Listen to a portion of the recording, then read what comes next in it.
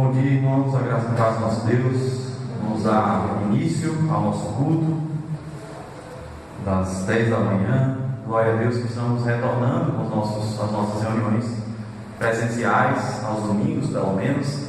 Às 10 da manhã um grupo, às 6h30 um outro grupo. Todos vocês são muito bem-vindos para a nossa celebração, para adorarmos o nosso Deus Todo-Poderoso. A gente percebe que tem alguma alteração aqui na dinâmica da entrada. Os diáconos estão com álcool, o medidor de temperatura, isso tudo para a segurança dos irmãos. A princípio, a gente pede que os irmãos tragam garrafa de casa, evitem usar o banheiro, tudo isso para a nossa segurança mesmo, para o nosso bem-estar, e para cumprir os protocolos designados pelo presbitério. Não há problema de uma família sentar todos juntos ali no mesmo banco, né? Quando é família, a gente não tem nenhum problema desse tipo, porque já vem de uma mesma casa, juntos no mesmo carro. Mas quando não, é bom a gente manter o distanciamento conforme as indicações nas cadeiras. Então vamos dar início ao nosso culto, e se é a Deus que nós adoramos, se é a Ele que nós prestamos o nosso culto, a nossa reverência, que Ele seja o primeiro a falar no nosso meio. Vamos abrir a palavra de Deus lá em Atos, capítulo 1, verso 8.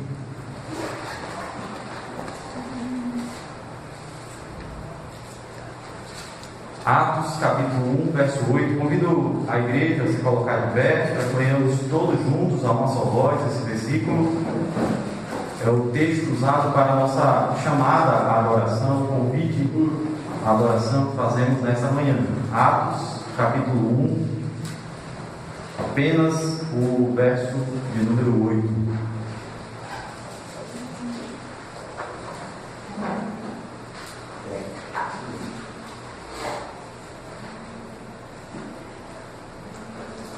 Leamos todos juntos a palavra de Deus a uma só voz. Atos 1:8.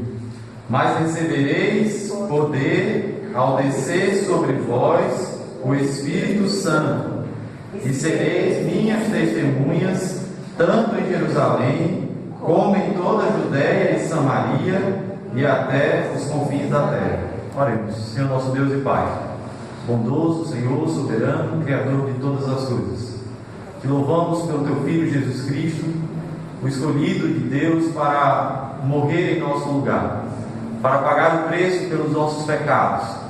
Nessa manhã de domingo, ó Deus, nós celebramos a Tua ressurreição, nós celebramos a ressurreição do Teu Filho Jesus Cristo e exaltamos o Teu santo nome, porque o Senhor não só nos salvou e ressuscitou e garantiu a nossa ressurreição eterna, mas também nos comissionou, nos capacitou, derramou sobre nós o Teu Santo Espírito para nos tornar testemunhas do Senhor, tanto em Jerusalém, na Judéia, Samaria, como aqui, ó Deus, entre os gentios e em todos os confins da terra.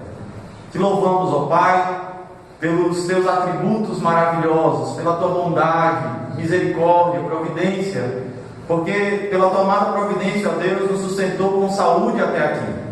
E estamos aqui, ó Deus, para Te exaltar, para prestar um culto aceitável ao Senhor. Recebe a nossa adoração, ó Deus, por meio do Teu Espírito Santo, nos dirige nesse ato que é exclusivamente a Ti, que é exclusivamente para render graças, louvores, exaltação ao Teu santo nome. Honra, glória e poder sejam a Ti, ó Deus. Oramos no nome santo de Jesus Cristo, nosso Senhor e mediador eterno. Amém. Poder sentar, irmãos.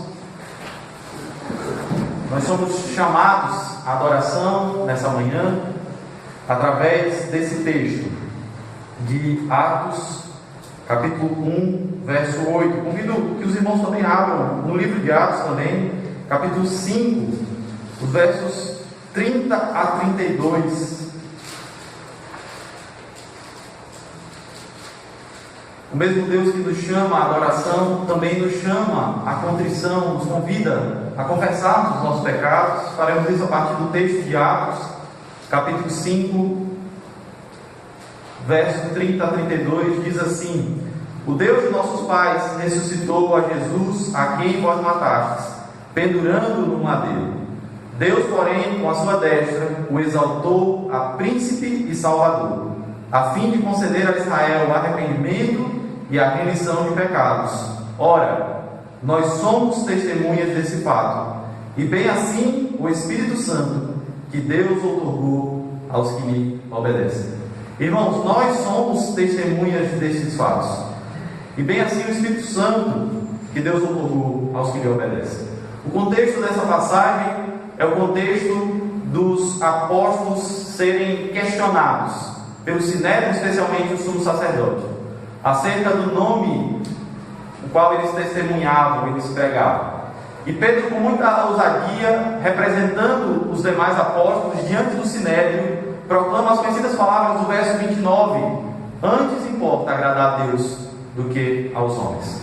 Eles não se curvaram diante da perseguição política, a perseguição religiosa que se instaurava ali contra eles, mas de maneira ousada, continuaram testemunhando do nome do nosso Salvador, Jesus Cristo. Irmãos, quantas vezes nós não agimos com essa ousadia, com essa intrepidez, com essa unção que agiram os apóstolos, conforme registrado no livro de Atos dos Apóstolos?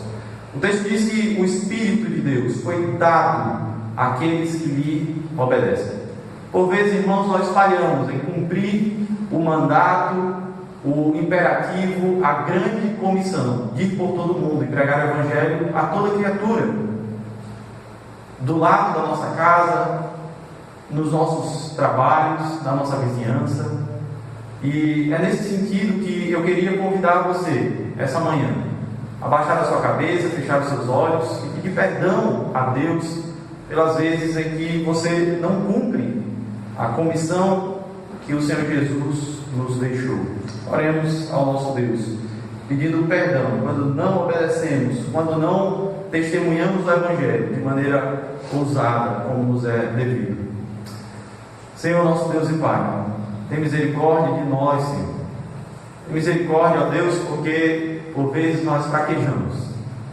Ó Pai, os discípulos apóstolos do Senhor foram achados dignos de sofrer afrontas pelo nome de Jesus Cristo. Da mesma forma, ó Deus, prepara a tua igreja, prepara o teu povo que está reunido nessa manhã, para que sejamos um povo unido, um povo fortalecido pelo teu Santo Espírito, ó Deus, e um povo que busca cumprir a grande comissão do Senhor Jesus Cristo.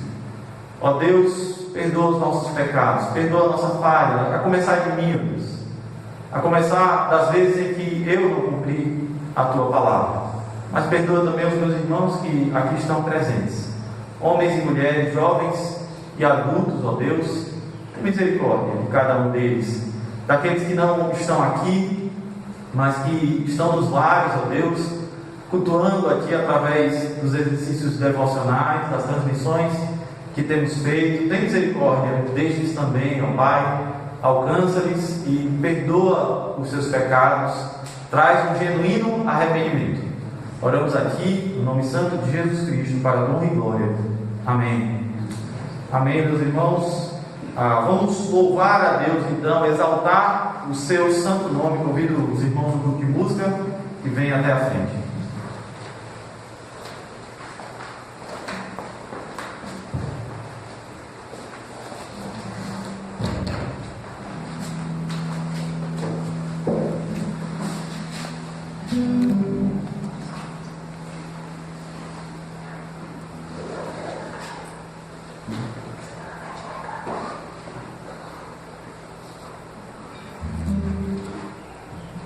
Vamos colocar em pé? Primeiro cântico, cantarei teu amor para sempre. Sei que está de manhã, muita gente ainda está acordando ainda, a voz um pouco rouca, mas vamos entoar louvores. Obrigada. Essa daqui?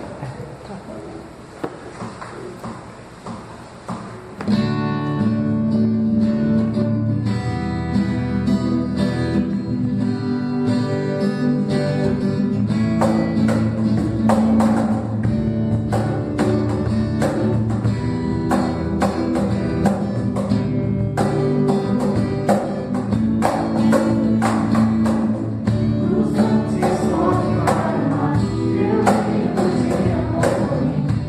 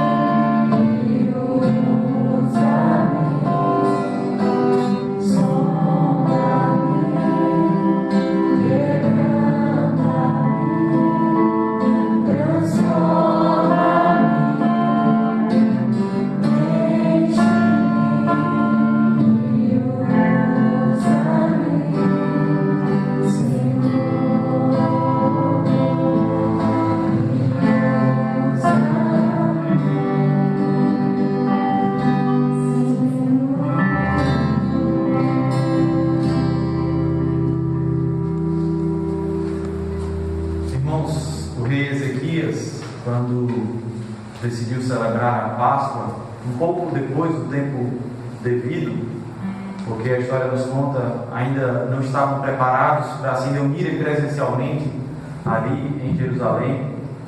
Ele purifica o meio como aquela Páscoa seria celebrada, ele organiza os sacerdotes, organiza o templo, o que seria oferecido, e ele convoca o povo a contribuir financeiramente com as suas propriedades para aquela celebração, para aquela adoração. E o verso 5 do capítulo 31 do segundo livro das Crônicas, contando essa história, nos diz que logo que se divulgou a ordem, o convite de contribuírem com a casa do Senhor, os filhos de Israel trouxeram em abundância as primícias do cereal, do vinho, do azeite, do mel e de todo o produto do campo. Também os dízimos de tudo trouxeram em abundância. Eu sei, irmãos, que esse texto não é exatamente um imperativo para nós de contribuirmos hoje na igreja do Senhor Jesus Cristo. Mas esse texto nos ensina um princípio importante na hora de contribuirmos. É a alegria de trazermos em abundância daquilo que o Senhor tem nos dado, daquilo que o Senhor não tem nos deixado faltar. Durante o próximo cântico, você que é membro da nossa igreja terá a oportunidade de contribuir mais uma vez agora presencialmente com a obra do Senhor, com o trabalho do Senhor, com essa ocasião de adoração pública ao nosso Deus. Então, durante o próximo hino que cantaremos, você poderá trazer até o gasofilácio aqui à frente o seu dízimo e a sua oferta. Eu peço aos irmãos que quando trouxerem, tragam um de cada vez, aguardem enquanto que um está vindo até a frente, para que tenhamos aí o distanciamento social devido para a nossa celebração. Então, um após o outro, os irmãos que estiverem preparados para trazer dízimos e ofertas podem depositar no gasofilácio. Quem tiver sem o envelope, eu peço que faça acene com a mão. Os diáconos têm envelope ali no porta-envelopes. Os diáconos vão trazer até vocês para que não tenha nenhum tipo de aglomeração. Adoremos ao nosso Deus por meio do hino 386.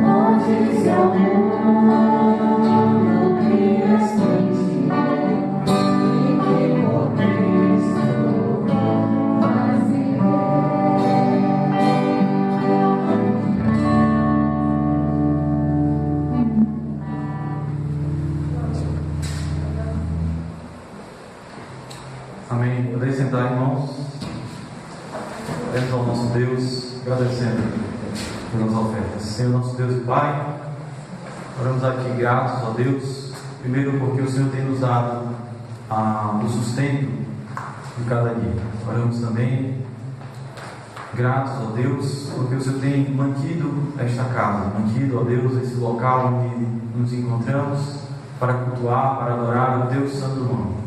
Ó Deus, que alegria estarmos aqui reunidos mais uma vez, no retorno dessas programações presenciais, desses cultos de adoração aqui. Abençoa-nos, ó Deus, agora no momento da palavra, em que ouviremos, ó Deus, a explanação de uma porção do texto sagrado. De fato, que o Senhor fale aos nossos corações pelo Teu Santo Espírito. Aplique a palavra às nossas vidas. Oramos aqui no nome santo de Jesus Cristo. Amém.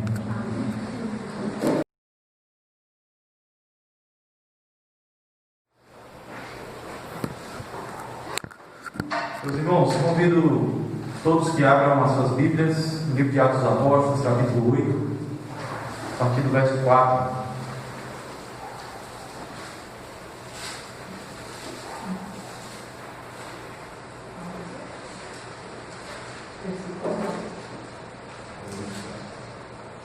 Livro de Atos, o quinto livro do Novo Testamento, capítulo 8. Veremos a porção do verso 4 ao verso 8.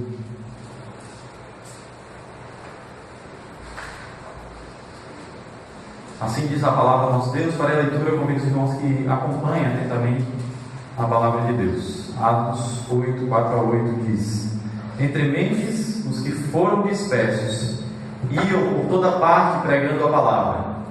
Filipe, descendo a cidade de Samaria, anunciava-lhes a Cristo. As multidões atendiam unânimes às coisas que Filipe dizia, ouvindo-as e vendo os sinais que ele operava.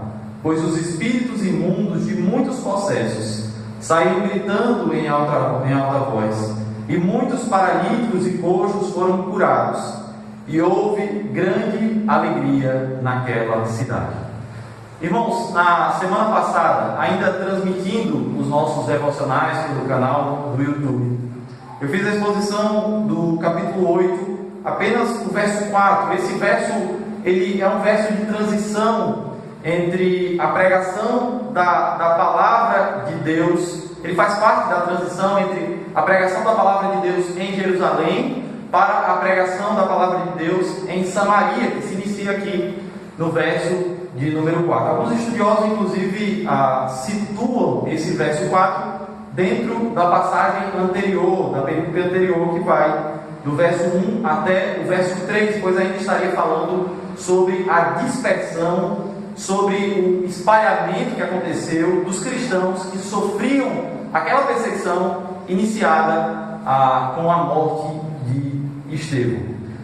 Eu proponho que essa é uma divisão aí do nosso texto, essa porção é uma unidade completa, do verso 4 até o verso 8, e que a gente pode dividir essa unidade em duas porções ou em dois temas.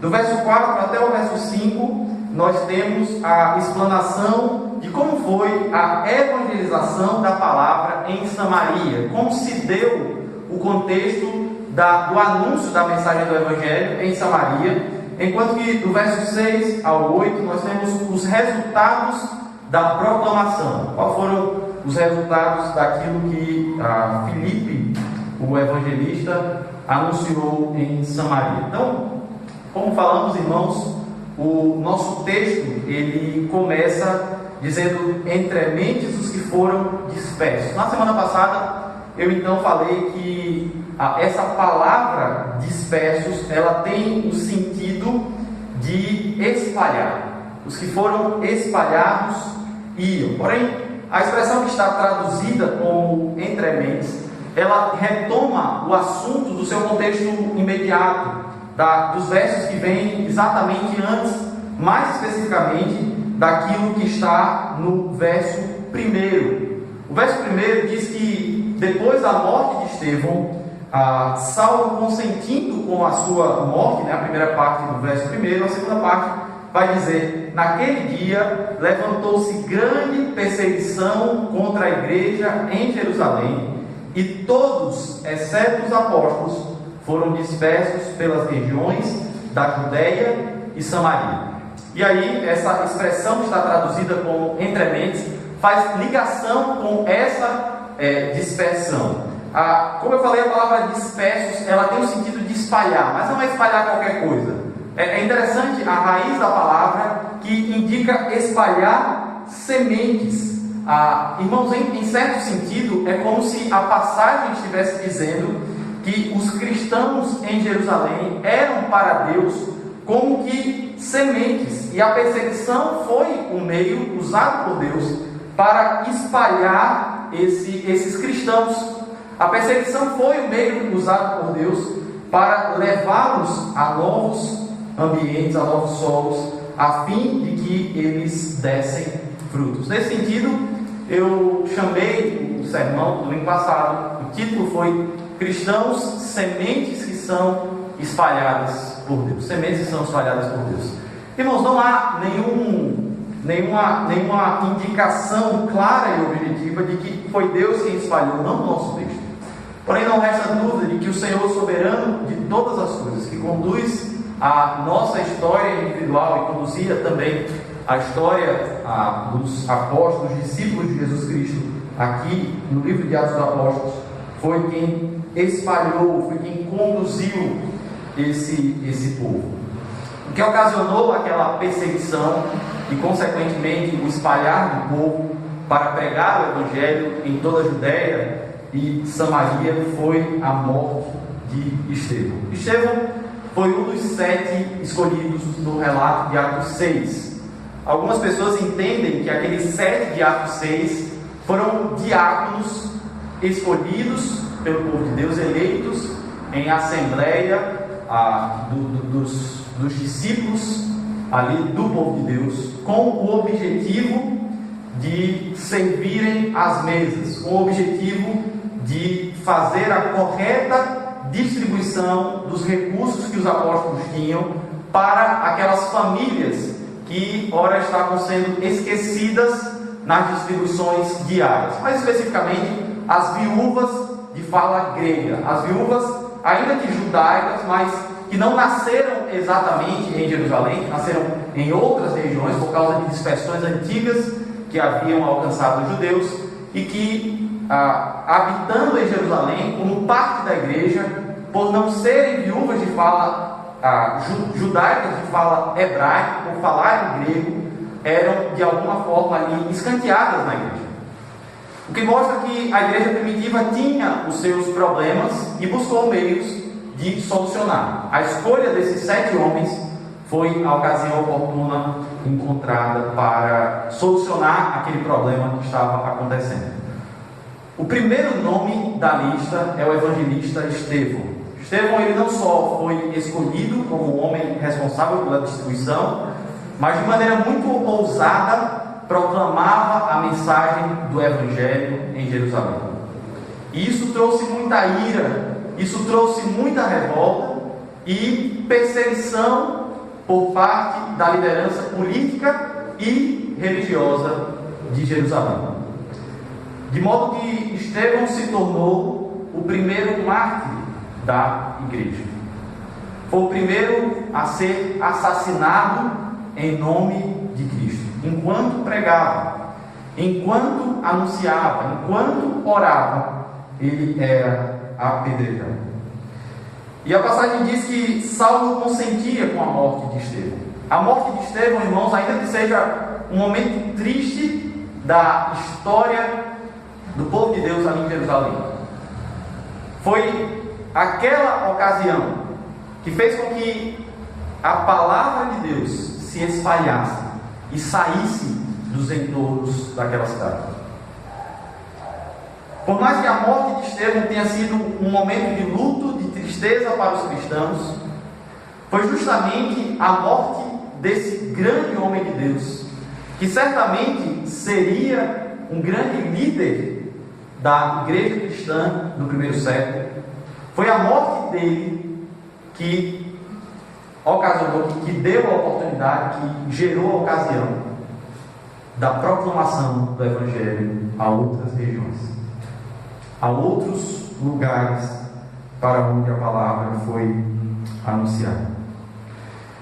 Irmãos, então a gente vê que esses apóstolos iam por toda parte, evangelizando, pregando e anunciando a palavra do nosso Deus. Estevão morreu, e o segundo na lista, lá de Atos capítulo 6, era o diácono Filipe, também evangelista. Filipe, irmãos, ele foi um grande evangelista do povo de Deus. Filipe não só anuncia o evangelho em Samaria, Filipe não só anuncia a palavra ali àquela nação que odiava os judeus e que os judeus os odiavam, mas ele também é responsável por levar a palavra a muitas outras regiões. Ainda que o relato bíblico não se detenha tanto na vida de Filipe, ao final do relato de Atos dos Apóstolos, Filipe ainda está atuando entre os apóstolos.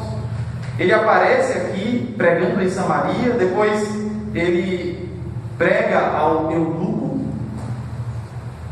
que possivelmente levou o evangelho a regiões mais distantes, e depois Filipe meio que desaparece na narrativa de Atos. Mas no final do livro de Atos dos Apóstolos, nos últimos capítulos, Filipe vai aparecer mais uma vez junto com os apóstolos, pregando a palavra de Deus. A tradição cristã vai dizer que Filipe foi responsável por pregar a palavra em muitas regiões da redondeza do mundo antigo, e não só em Samaria, como o relato aqui nos mostra, mas de fato em regiões muito longínquas do antigo Império Romano e até mesmo fora das fronteiras desse império. Meus irmãos, a palavra de Deus foi anunciada, e o relato do que Filipe anunciava não era que eles foram perseguidos, não era que eles eram um novo grupo que se reunia, que se congregava, não eram sobre as práticas judaicas que os samaritanos deveriam cumprir. O texto apresenta de uma maneira muito sintética o conteúdo da mensagem que Filipe anunciava. O verso 5 diz: Filipe, descendo a cidade de Samaria, anunciava-lhes a Cristo. A mensagem de Filipe era essa, irmãos: anunciar a Cristo, pregar acerca do Messias. Isso porque os samaritanos, ainda que não aceitassem todo o Antigo Testamento como sendo palavra de Deus, porque não aceitavam a adoração em Jerusalém, eles recebiam o Pentateuco, os 5 primeiros livros da Bíblia, da Torá, como sendo palavra de Deus. E o estudo minucioso do Pentateuco já fazia com que os samaritanos acreditassem no Messias, acreditassem no Cristo. Eles não eram como que os judeus em termos de saber sobre a adoração, em termos de saber sobre as profecias do Messias, mas eles sabiam muitas coisas. Quando Jesus prega a uma samaritana, ali naquele poço, ela sabia muitas coisas sobre o Messias. Ela olha para Jesus e diz: vejo que és profeta, uma samaritana. De maneira, irmãos, que quando Filipe anuncia Cristo e aponta Jesus de Nazaré como sendo o Messias que haveria de vir, aquele povo já estava preparado para receber aquela mensagem.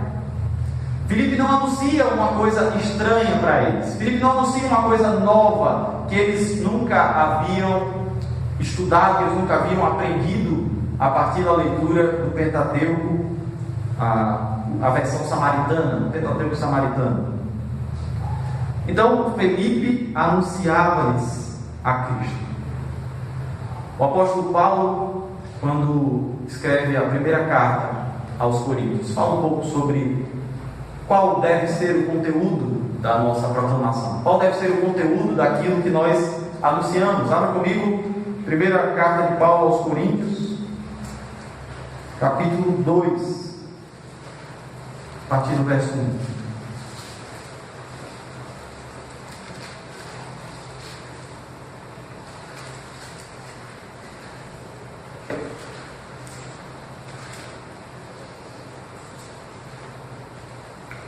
Primeira carta de Paulo aos Coríntios, capítulo 2, a partir do verso 1, o apóstolo nos diz: Eu, irmãos, quando fui ter convosco, anunciando-vos o testemunho de Deus, não fiz com ostentação de linguagem ou de sabedoria, porque decidi nada saber entre vós, senão a Jesus Cristo e este crucificado.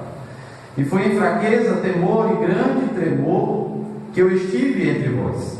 A minha palavra e a minha pregação não consistiram em linguagem persuasiva de sabedoria, mas em demonstração do Espírito e de poder, para que a vossa fé não se apoiasse em sabedoria humana, e sim no poder de Deus. Irmãos, a ênfase do verso 2 nos deixa claro que o apóstolo entendia que o núcleo, a parte mais importante, mais essencial de uma proclamação era Cristo e este crucificado. Era o nosso Senhor e Salvador Jesus Cristo e aquilo que Ele havia feito na cruz do Calvário. A sua pessoa e a sua obra era aquilo que deveria de fato ocupar a proclamação apostólica. Decidi nada saber entre vós, senão a Jesus Cristo e este crucificado. Paulo, então, irmãos, nos ensina, através do seu testemunho pessoal, que não é falar sobre a rotina dos evangélicos, não é falar sobre a estrutura da igreja, e nem mesmo sobre a confiabilidade das Escrituras, que vai fazer com que alguém se renda aos pés de Jesus Cristo. A mensagem do Evangelho é anunciar a Jesus Cristo e este crucificado. E uma vez que aqueles que estão ao nosso redor se convencerem da pessoa e obra do Senhor Jesus Cristo, então eles entenderão a necessidade da igreja, eles entenderão a confiabilidade do relato bíblico, eles aceitarão pela fé todas as proclamações, as doutrinas da palavra de Deus. O que as pessoas não estão dispostas a aceitar não é a vida comum da igreja evangélica, não é a cultura evangélica de se reunir aos domingos na igreja, não é a cultura evangélica de escutar música gospel. Isso o mundo aceita, irmãos. O mundo não vê problema. Isso até vende. Grandes marcas estão dispostas a financiar o mercado gospel. De fato, o que o mundo não aceita, e o que é mais essencial na conversão de alguém, é a mensagem e a proclamação do nosso Senhor Jesus Cristo. Esse foi o conteúdo de Filipe, a cidade de Samaria. Descendo a cidade de Samaria, anunciava-lhes a Cristo. Pregava sobre o nosso Senhor e Salvador, aquele discípulo fiel do Senhor Jesus Cristo. Proclamou. O texto não diz os detalhes de como foi o anúncio, como acontece com Estevão, em que nós temos um trecho do sermão dele. Mas possivelmente, eu acredito que aquilo que é essencial na pessoa e obra de Jesus Cristo, aquilo que lemos hoje já no momento de contrição, que está no discurso de Pedro ao Sinédrio, em Atos 5, 30 a 32. Certamente isso foi a mensagem de Filipe. Essa foi a mensagem de Pedro no dia de Pentecostes em Jerusalém. Essa foi a mensagem de Pedro em outras ocasiões, como na do Sinédrio, que eu falei. Essa foi a mensagem de Estevão. Essa foi a mensagem do apóstolo Paulo. E certamente essa foi a mensagem de Filipe. O resultado, irmãos, está entre os versos 6 e 8. Atenção e alegria. Foi assim que as multidões reagiram. Eles atendiam unanimemente às coisas que Filipe dizia, ouvindo e vendo os sinais que ele operava. Perceba que Filipe, quando fala sobre o Cristo, ele chama a atenção das pessoas. Atender aqui não significa ainda exatamente a conversão, não significa exatamente ainda a transformação de vida, mas atender no sentido de prestar atenção, de ouvir com atenção aquilo que estava sendo dito. Existe uma expressão aqui que Lucas usa para descrever essa cena, que é muito comum no livro de Atos dos Apóstolos, que é a expressão unânimes. O tempo todo, quando Lucas fala sobre a igreja, ele trata em termos de unanimidade. Eles estavam unânimes no templo, eles estavam unânimes em oração, eles estavam unânimes de casa em casa. Isso por causa da unidade da igreja. Isso porque havia um mover do Espírito Santo de Deus. Só o Espírito Santo de Deus consegue conduzir um povo em unanimidade. Só o Espírito pode, de fato, transformar o coração de um grupo para que, a uma só voz, eles concordem com um tema, ainda mais um tema tão peculiar. E todo mundo atendeu às coisas que Filipe dizia. E duas coisas Filipe fazia em Samaria: operava sinais e maravilhas e proclamava a mensagem do Evangelho. Irmãos, os sinais e as maravilhas, eles serviam aqui na ocasião como uma manifestação do poder apostólico, como uma manifestação de poder, de autoridade no discurso que eles proclamavam. De fato, os judeus, eles queriam sinais dos céus. Quando o Messias prometido viesse, era necessário que sinais o acompanhassem para que então aquelas pessoas identificassem que aquele era o Messias prometido. Isso aconteceu em Jerusalém por intermédio dos apóstolos, e isso acontece também em Samaria através desse 7 de Atos 6. A Bíblia não fala de outros personagens que não faziam parte ali do grupo apostólico e que não faziam parte do grupo que acompanhava os apóstolos, a saber, os 7 de Atos 6, que também operavam esses sinais e maravilhas. Eu não estou dizendo que Deus não possa curar hoje. É óbvio que Deus pode curar. E por vezes nós oramos e pedimos a Deus e Ele nos cura. O que eu estou dizendo é que, de alguma forma, no relato de Atos dos Apóstolos, havia uma autoridade que foi concedida pelo próprio Cristo para curar, para transformar, e o propósito dessa autoridade concedida pelo próprio Cristo era validar e identificar aquela mensagem como sendo a mensagem cristã. Os apóstolos, eles eram os representantes legítimos do Senhor Jesus Cristo aqui na terra. Não só a sua palavra eram palavras de Cristo, mas as suas obras eram obras de Cristo. Quando Pedro e João vão ao templo e tem um coxo ali de nascença, sentado à porta do templo Formosa, Pedro e João olham para aquele coxo e dizem: eu não tenho prata nem ouro, mas o que eu tenho te dou, em nome de Jesus, levanta e anda. Essa é uma autoridade apostólica. Essa é uma autoridade que tem como propósito confirmar a mensagem que o próprio Pedro iria anunciar em seguida depois daquela cura. Irmãos, mas o importante de ser dito aqui é que a ênfase não estava na cura. A ênfase não estava nos sinais. A ênfase não estava exatamente na expulsão dos demônios. A ênfase estava na proclamação da mensagem. E ainda que hoje o poder apostólico, como foi dado aos apóstolos, não esteja presente na liderança da igreja, a palavra anunciada pelos apóstolos certamente está. Eu enfatizo que Deus tem poder para curar, mas nós não temos. Nós temos poder para orar, nós temos disposição para pedir a Deus que cure. Não resta dúvida. E Deus pode atender a nossa oração, como tem feito. E eu acredito que Deus pode conceder a você disposição para orar, e por meio da sua oração, pessoas serão curadas. Mas a autoridade apostólica se limita aos apóstolos do nosso Senhor Jesus Cristo, aos representantes e aqueles que estavam com Ele na ocasião da edificação da igreja, que nas palavras de Jesus foram feitas pelo próprio Jesus Cristo, quando diz: edificarei a minha igreja e as portas do inferno não prevalecerão contra ela. Aquela foi uma ocasião maravilhosa, irmãos. Espíritos imundos de muitos processos saíram gritando em alta voz. O texto diz que muitos paralíticos e coxos foram curados.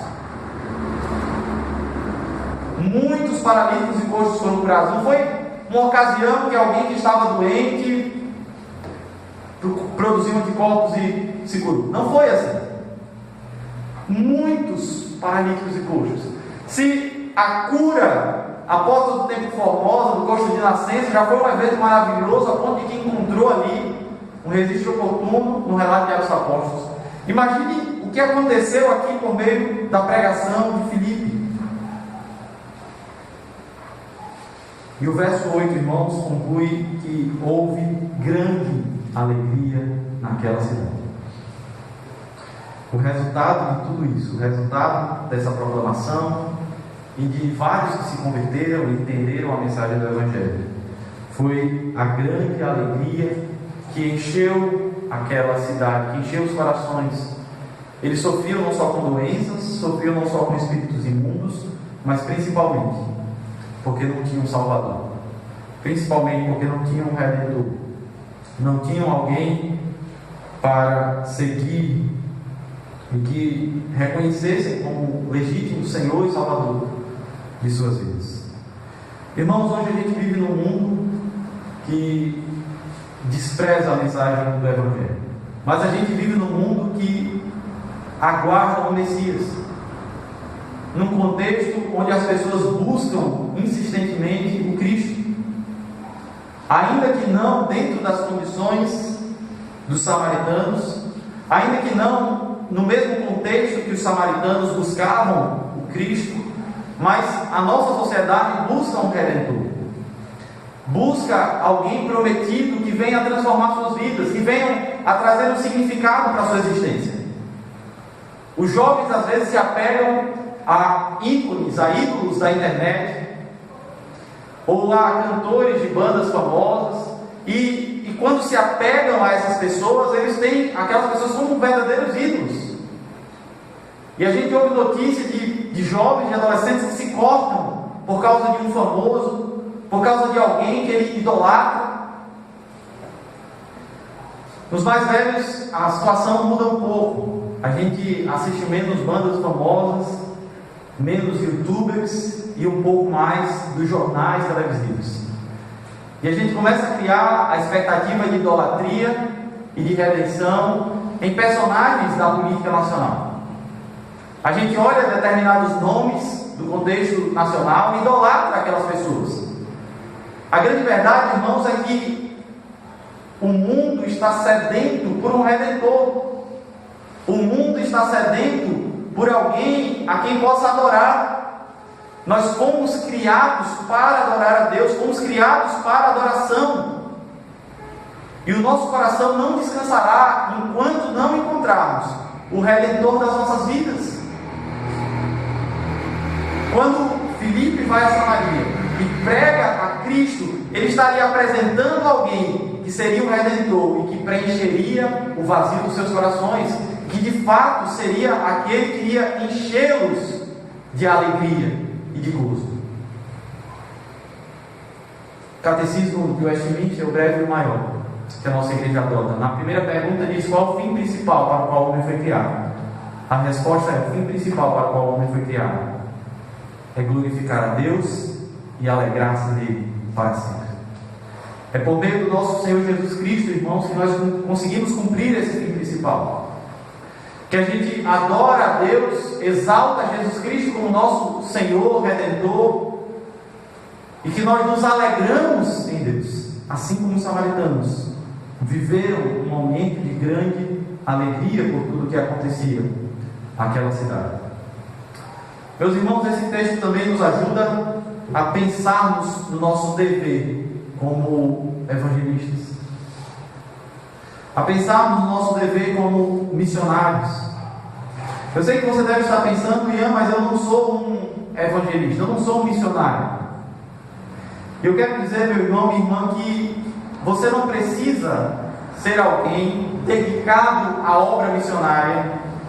Você não precisa ser alguém vocacionado para exclusivamente trabalhar na obra missionária, para se dedicar às missões, para se dedicar ao anúncio do Evangelho. Deus convida pessoas comuns para, por meio das suas vidas comuns, causarem uma diferença sobrenatural na sociedade em que nós estamos inseridos. Veja que Deus, através da sua soberania, conduziu os discípulos para proclamarem a mensagem do Evangelho por onde eles iam. Eles não se programaram para aquilo. Não houve um planejamento, não foi a junta de missões da Igreja Presbiteriana de Jerusalém, da Igreja Cristã de Jerusalém, não foi a junta de missões da Igreja Cristã de Jerusalém que se reuniu e decidiu: vamos enviar Filipe para Samaria. Não foi assim que aconteceu. Deus conduziu a história. E por onde aqueles iam, eles pregavam o Evangelho. O verso 4 diz: os que foram dispersos iam por toda parte, pregando a palavra. Eu não sei quais são as partes que Deus tem que conduzir, quais são os espaços que Deus tem que colocar. Talvez seja o seu trabalho, atendendo a outras pessoas. Talvez seja a escola onde você estuda, onde você ensina, o ambiente da sua família, a sua vizinhança, a pessoa do mercado, onde você sempre compra os seus produtos, ou até mesmo aquela pessoa que você encontra no ônibus chorando e você não sabe porquê. Eu não sei por onde Deus te conduz, eu não sei, mas Deus sabe. E se Ele tem te colocado no espaço onde Ele tem te colocado, uma das suas funções ali é pregar a palavra. Anuncia Cristo, meu irmão. Anuncia Cristo, meu irmão. Fala sobre a bondade dEle. A princípio, você não deve falar da Igreja Presbiteriana Pinheiro. A princípio, você deve falar de Jesus Cristo. Essa é a mensagem. Em tempo oportuno, você dirá da importância da igreja também. Não existe cristão fora da igreja. Nós exercemos a nossa fé aqui, no corpo. Mas, em tempo oportuno, fale de Jesus. Fale do nosso Senhor, do nosso Salvador. Você foi colocado onde você está, não à toa. Você foi colocado onde você está não por causa de algum acaso, ou por causa da sua própria intenção, ou do seu próprio plano. Deus colocou você ali. E que de fato você use aquilo para, de maneira ousada, com muita intrepidez, proclamar a mensagem do Evangelho. Vamos orar, irmãos,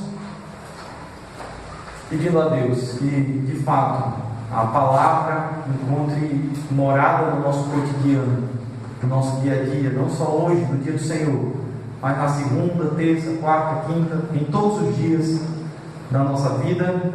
E depois nós encerramos o nosso culto cantando o Tríplice Amém. Oremos. Senhor nosso Deus e Pai, obrigado, Senhor Deus, pela Tua palavra, que foi lida e pregada nesta manhã. Obrigado, ó Pai, por esse retorno dos cultos presenciais aqui na Igreja Presbiteriana Peniel. Louvado seja o Teu nome, ó Deus, pelos diáconos que trabalharam para o retorno desses cultos. Te louvamos, ó Pai, por cada irmão que está aqui presente, que estava sedento de ouvir a Tua palavra, sedento de ouvir a Tua voz. Louvamos-te, ó Deus, porque o Senhor aquece os nossos corações mais uma vez. Nos fortalece, nos anima, nos edifica, ó Deus. Mantenha esse trabalho, essa obra, ó Deus, e que o Teu nome seja louvado e exaltado aqui nesse bairro, tão carente de ouvir a mensagem do Evangelho, tão necessitado de Ti, ó Deus. Mas que o Senhor faça uma obra, a começar em nós, nos nossos corações, mas também no nosso contexto. Oramos a Ti, despedindo os irmãos, na Tua bênção e na Tua proteção, no nome de Jesus Cristo. Amém.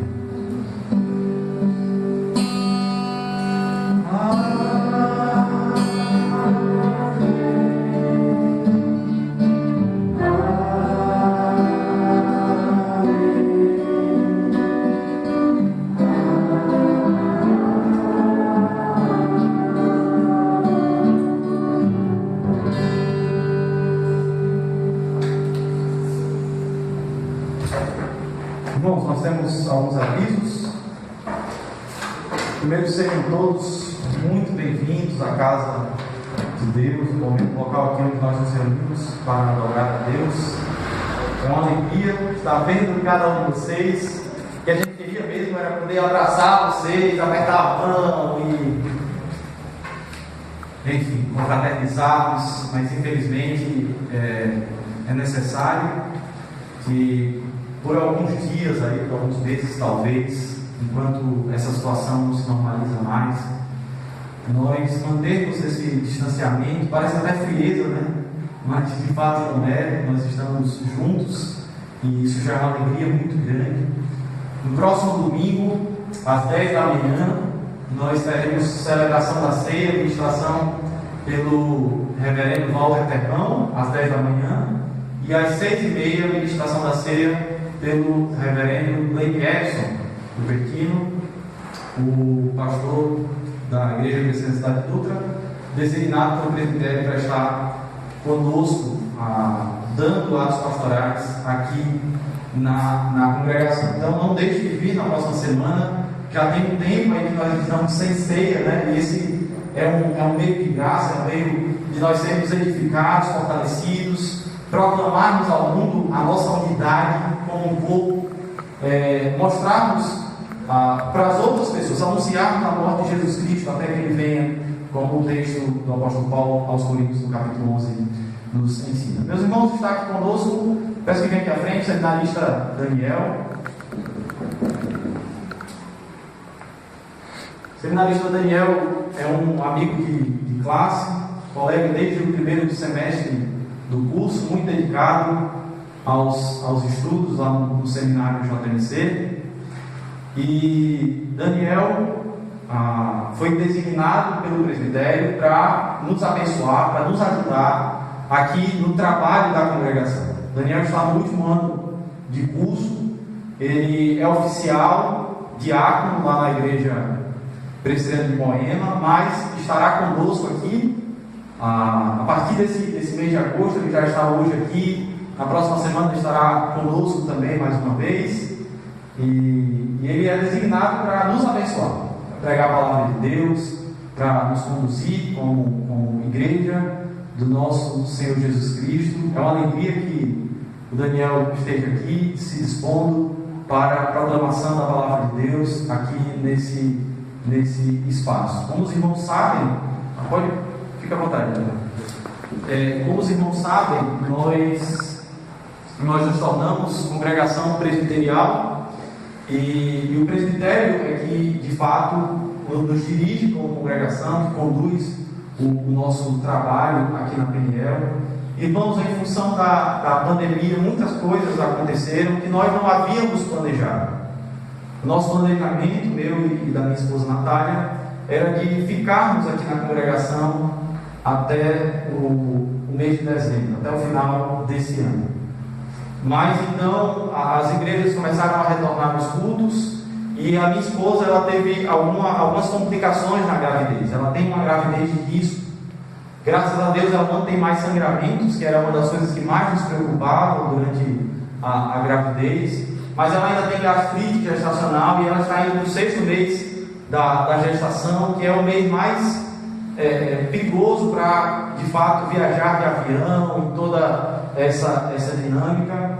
Parece que o 7 de fato é o mais perigoso. Eu posso estar errado nessa informação, mas o fato é que a médica dela não aconselha, e de fato ficaria muito complicado. Nós não temos família em São Paulo, o seminário está com aulas à distância. Então, infelizmente, eu estarei com os irmãos essa semana, hoje, estarei na próxima semana aqui também. Ficarei durante toda essa semana aqui em São Paulo, mas a partir da semana seguinte, a semana do dia 9, que é o que? Dia 15? Acho que é dia 15, né? 16. Domingo 16, o seminarista Daniel estará conduzindo os trabalhos aqui na congregação. Na próxima semana, como eu falei, eu estarei aqui com os irmãos, e sempre que eu estiver em São Paulo, certamente eu farei visita aos irmãos. É possível que esse ano ainda eu venha outras vezes a São Paulo, é bem possível. Isso porque as aulas estão à distância, mas elas podem retornar presencialmente. Existe uma possibilidade de, ao final do ano, elas retornarem às atividades presenciais. Eu estarei aqui com os irmãos mais uma vez, mas o Daniel estará à frente dos trabalhos como seminarista, designado pelo nosso presbitério. O reverendo Danielson, que é quem dá os atos pastorais, ele pede desculpa, ele justifica a sua ausência de não estar aqui, porque ele voltou os trabalhos lá na Igreja Presbiteriana de Cidade Dutra, a igreja onde ele pastoreia, mas na próxima semana, no culto da noite, das 6h30, ele estará aqui na Peniel celebrando a ceia. Os irmãos não verão por isso. Alguns irmãos serão recebidos como membros. Aqui que eu estou vendo, acho que só o Alan, né? O Alan será batizado, recebido como membro no culto das 6h30. Então, eu vou conversar com ele depois, mas os irmãos da noite serão recebidos. Temos aí alguns irmãos que serão recebidos na nossa igreja. Louvado seja o nome do nosso Senhor por isso. No ano passado se juntaram a nós, fizeram a classe de catecúmenos e efetivamente se tornarão membros a partir do dia 9. É isso então. Eu irei à porta para saudá-los de longe, né? sem contato físico, mas que Deus abençoe a todos. Tenham todos um excelente domingo.